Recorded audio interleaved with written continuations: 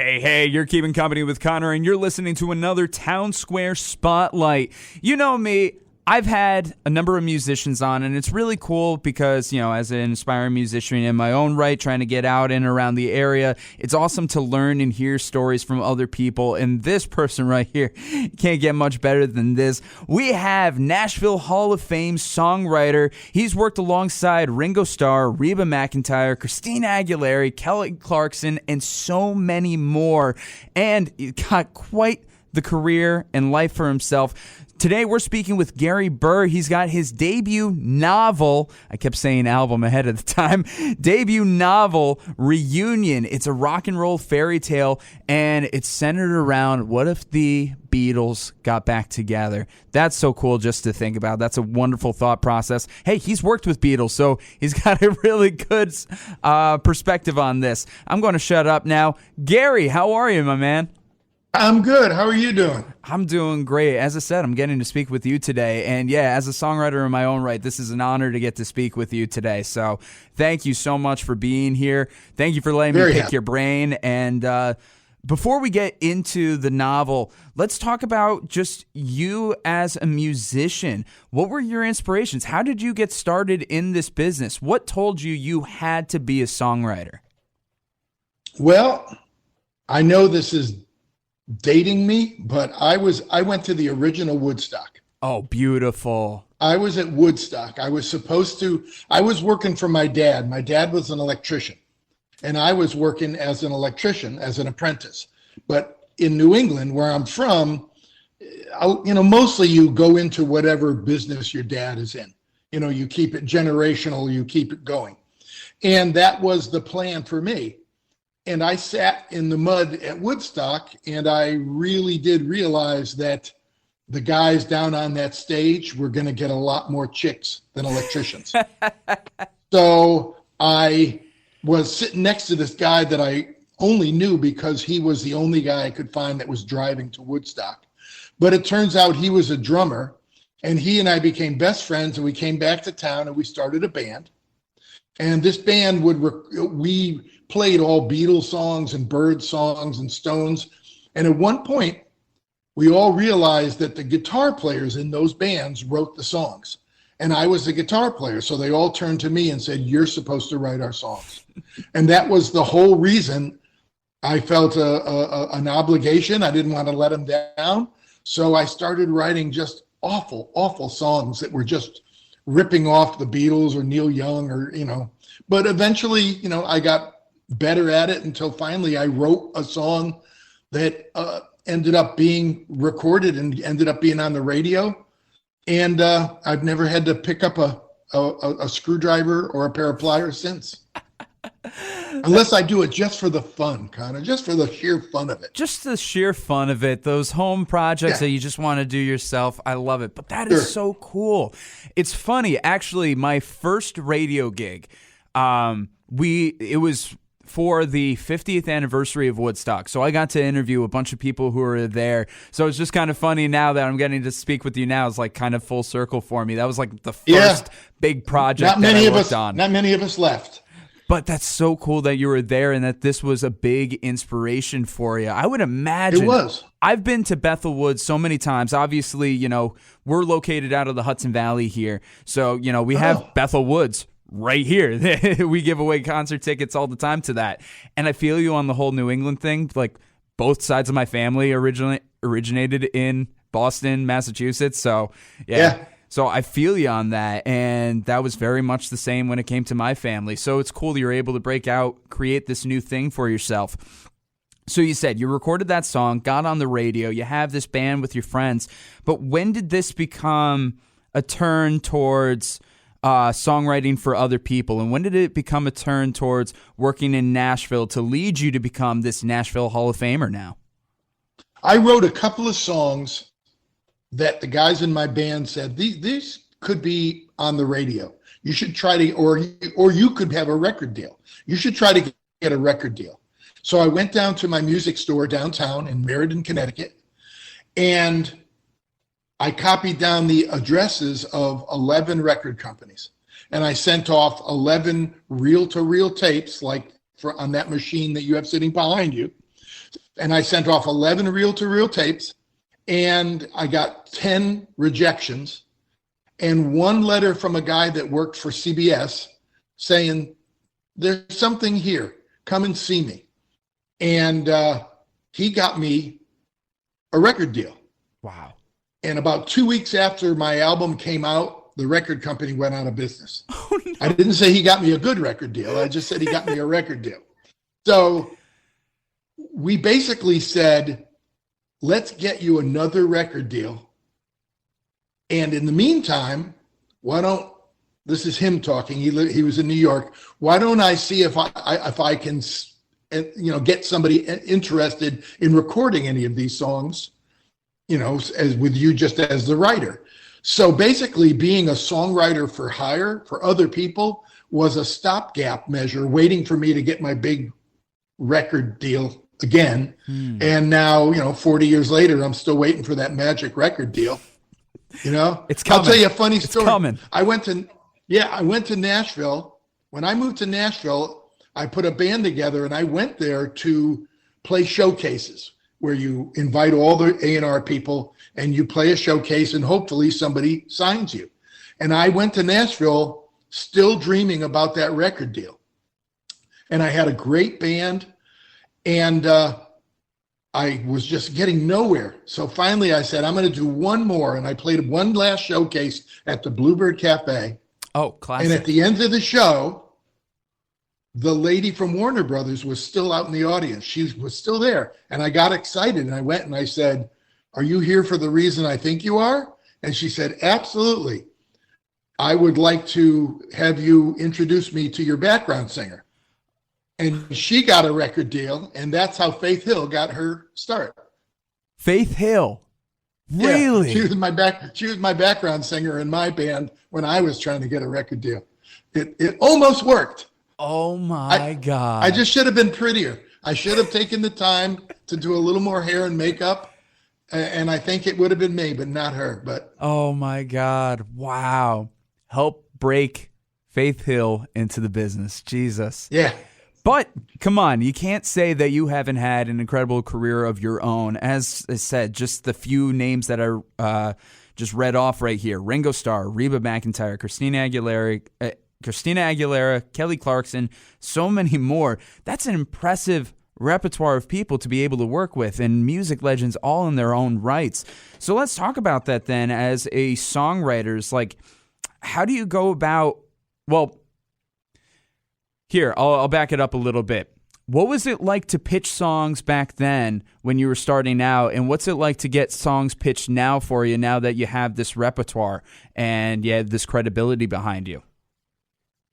Well, I really lucked out because, like I said, this guy in New York, Harold Kleiner, he got me that first cut, and I was still living in Connecticut, and I didn't know anything about the business. I didn't know what song pluggers were, or, didn't know how publishing worked. And he got me that one. And then he got me another one like a year and a half later. And that song, the first song I had, was a big pop hit. And then he got me another cut, and that was a #1 country song. So 2 years in, I'm thinking this business is really easy.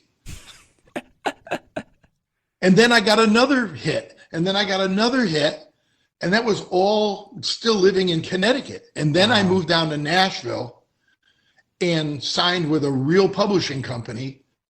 And then I learned how the machinery works. I learned that, you go into the office every day, you write a song, you play it for the people, you have a brainstorming of who would be good for this song. And hopefully in a couple of weeks, when that song's been played all over town, they come to you and they go, we got a bite. So-and-so is going to record this song. And then you sit back and hope that it's one of the 3 or 4 on the record that they pick to be a radio song. So I didn't learn how it all worked until I actually relocated down there and was getting a paycheck from a publishing company, which, obligates you to treat it as a job. In the beginning, when you're a songwriter, you can just wander around and wait to see a unicorn and then write a song about a unicorn. But once you get a publishing deal, you got to see a unicorn every day at 10 o'clock in the morning. And it's hard. You got to do a lot of acid to see a unicorn every morning at 10 o'clock in the morning. It's a little early for acid. A little bit. You do what you got to do. So then so as somebody who isn't paid yet necessarily by a publisher to write songs, I write songs on my own. I always kind of wait for that unicorn, as you said, whether it's a melody or whether it's a lyric, and that's what gives me my inspiration, and then I write it. I don't normally tend to force it. But here you had to do this as a 9-to-5. What was that like for your creativity and inspiration to constantly just be forced, might be too strong of a word, but I'll use it right now, forced to keep writing songs day after day? Well, it changed how you worked when you weren't in the office. You had to basically pay attention to everything, every conversation, every book, every movie. You had to be constantly listening or looking for that thing that you could write down in your notebook, so that when you went into the office, you had a backlog of ideas.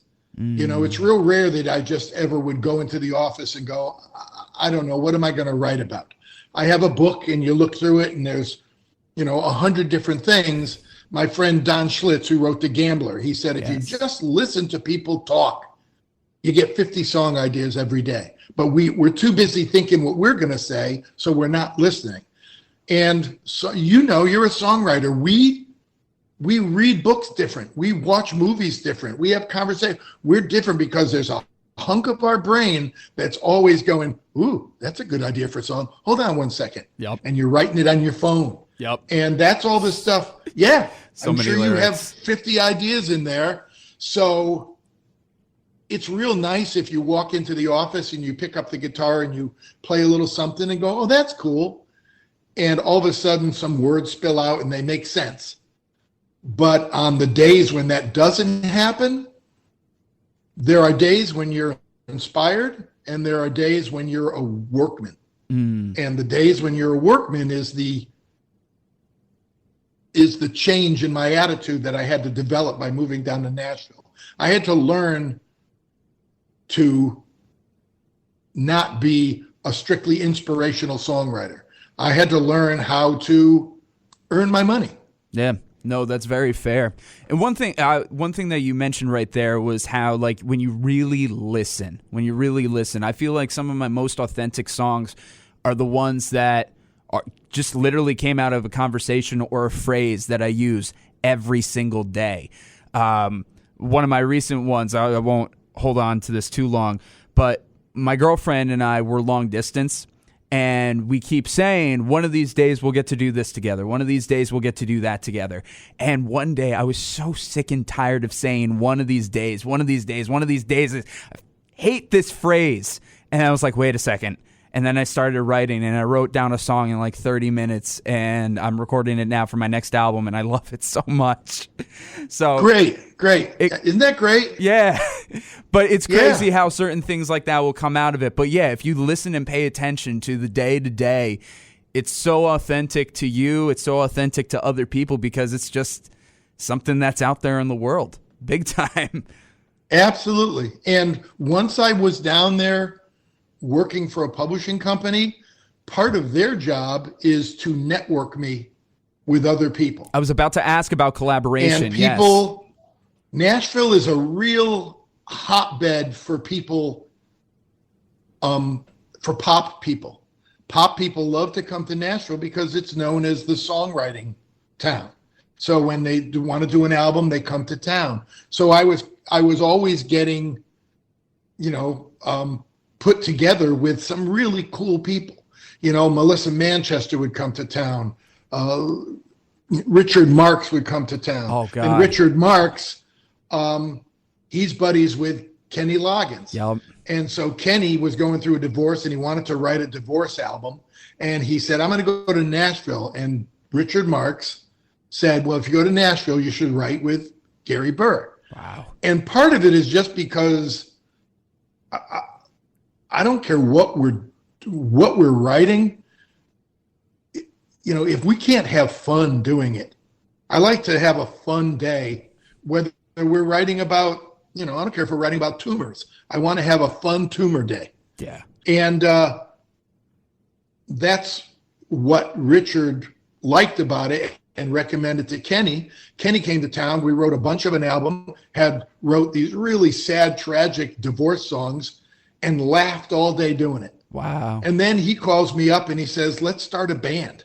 And so we started a band with him, me, and my wife, Georgia Middleman, called Blue Sky Riders. And we did 2 albums, and we were a band for like 6 years. And then they used to send me to these writing camps in France. I mean, how cool is that? That is neat. It was a castle in France owned by Miles Copeland, the guy that managed Sting. Yeah. And it would be young writers, pro writers, and stars. People like Bon Jovi, Carole King, Hanson, Bangles, Go-Go's, Bon Jovi, Ted Nugent. Wow. All these people would come, the Bare Naked Ladies, and we would write with everybody. And you become, if you're stuck in a castle for 2 weeks with people, you make a lot of friends. And that was how I ended up touring the world playing guitar for Carole King, because she and I had fun together writing, and she was doing a tour and said, come on tour, be my guitar player. Wow. So I get to tour the world with Carole King and get to play in a band with Kenny. And it's all the degrees of separation. You just try to be a fun hang and hopefully have a great song come out of it. And the word spreads and the quality of your writing partners goes up. That's amazing. And one thing, when I was in music school, I went to the College of St. Rose in their music industry department. And one of the things that one of our professors always said is like, you could be a great musician, but if you're not good at the hang, you're not going to get jobs. If you're not good at the gang, if you can't hang with somebody, if you can't chill, you're not going to get the jobs. You feel? It goes back to the Beatles. Why was Pete Best not a Beatle? Because he couldn't hang. Yeah. He would leave after the gig and go with a girlfriend and be alone, or with his girlfriend. And the other 3 hung out and got drunk and laughed and chased girls. And they bonded, and he didn't. Yeah. And when the time came, they said, let's get somebody that likes to do the hang as well as play the music. And he's the sterling gold-plated example of what happens if you leave out one of the most important things. A band is like a family. Yeah. And you got to find your place in it and support that. And you can't be a dick. No, you can't be a dick. You have to you have to be fun. You have to be a good hang. And at the very least, be respectful. That's the way you got to do it. You're not going to be able to mesh with everybody, but you can still be respectful and kind. And that goes such a long way. And here you are talking about that example with the Beatles. I think that's a perfect transition to go into your novel, of course. Reunion. It's a rock and roll fairy tale. Imagining the Beatles coming all together again for a reunion. I'm excited to read this. I picked up a copy. I have not read it yet. I have not started, so I am going in completely blind. But for those who are listening right now, and for myself, what can you tell us about this novel without spoiling too much about the story, of course? Well, the impetus of the novel was I was in New York City, and I always go to New York. I always go to Strawberry Fields, hang out, just sort of meditate. And it's there in the shadow of the Dakota. And my thoughts went to how easy it would have been for John and his assassin to have not met that night. John could have stayed in the studio for one extra playback. The assassin could have gotten hungry and said, I'm going to go get a cheeseburger. Anything could have happened, the slightest fluke of fate. And as soon as that happens, you would have had an alternate timeline. And who knows, I thought about following that timeline. So I wrote a book where in the beginning, I find a plausible semi-miraculous reason why John and his assassin never meet. And then 20 years later, when Linda McCartney passes away, Paul says, I think it's time, let's put on a benefit show. And he reaches out to his 3 oldest friends, and by now they're 58 years old. And I've been in enough bands to know what it would be like to be in a studio with guys you played with 20 years ago. It's like, do you still have calluses on your fingers? Do you remember the songs? Are you past the point of being mad at each other for things you did when you were 22 years old? All of that goes into the book. There's bad guys, there's heroes. They're just trying to see if they can make it happen. How do you even tell the world? How do you keep a Beatle reunion secret until they don't want to keep it secret anymore? Yeah. And when you do not keep it secret, how do you tell the world? How do you make that announcement? Everything, people think, oh, that'd be fun to do a reunion. How do you get 4 Beatles in a room together without people knowing and going crazy? Yeah. I've walked down the street. I've shopped in Barney's with Ringo, and people look and they shake their heads like they're seeing a Smurf. They're going, oh my God, I heard about them, but I didn't know they were real. Ringo always said, they look at me and they go, oh, you're one of them. Yeah. I'm one of them. And all that goes into the book because I've worked with Ringo now for 20 years. I've worked on 10 albums with him. Oh, wow. Sometimes written entire albums, sometimes just a track, but I've just had this nice relationship with him where I've heard the stories and I've heard so many anecdotes that I used it all to try to really capture the personalities and the way they talk to each other, because he would relay whole conversations that he had, and John said, blah, blah, blah, blah, blah. And, I just, like a fly on the wall, I tried to store it up here and dump it all out on the page. You were listening. Just like you were saying about songwriting with this novel, you were listening. And I didn't know why, yeah. But I found out, 15 years later. That's incredible. I think that's just a great story for anybody who's really wrapped up in whatever they're doing. Here in the U.S., we're always go, go, go. We're always rushing to the next thing, trying to get everything done. But sit down, listen, because you don't know what you're going to get out of it. It's really one of those stop to smell the roses kind of incidents there. That's amazing. So, especially when people like us, we're in the arts. If we don't do that, who does? Yeah. No, absolutely. Okay. Maybe you're a quantum physicist or a plumber or something, but even plumbers and quantum physicists have a soul that needs filling. Absolutely. And a lot of times that filling is just the input of everyday life. Absolutely. 100%. And that's the things that make life worth living. So when it comes to this book, you said, obviously, you've had this relationship with Ringo for these many years. If I'm not mistaken, when I was reading, a lot of this is from Paul putting this together and being the one to start it. Have you had any relationship with Paul as well? And did that help? Or was it mainly born out of the relationship you had with Ringo? Mainly out of the relationship with Ringo. I've met Paul a few times. Mostly it's the stories that I've heard from Ringo about it. Once again, I was just looking for the thing that would make him, the thing that was heavy enough for him to pick up the phone and call 3 people that he may not have talked to in years. Gotcha. And that'll do it. Once I figured that out, he's just a guy that lost his wife. I mean, it's not hard to imagine, what that, how that would affect somebody and what that would sound and look like. Absolutely. That's that feeling of loss is something that we can all relate to, of course. And especially, now that we're in a post-pandemic world, I feel like so many people can relate to it even stronger than before, where so much was ripped away. And now that we're able to take that in, having thought processes and the what ifs are so prevalent today. Come on, think about yesterday. Think about the film Yesterday, where it was like, what if the Beatles didn't exist?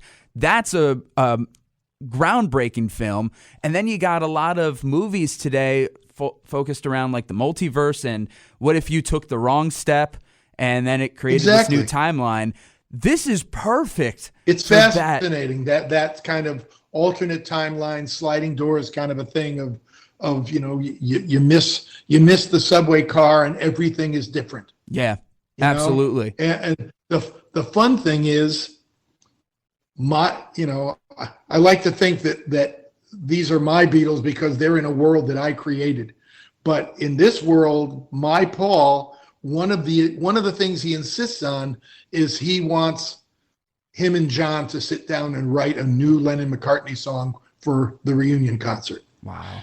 And, they're not 20. The last time they sat knee to knee in writing a song, they were probably 25 years old. So they were trying to see if they could do it.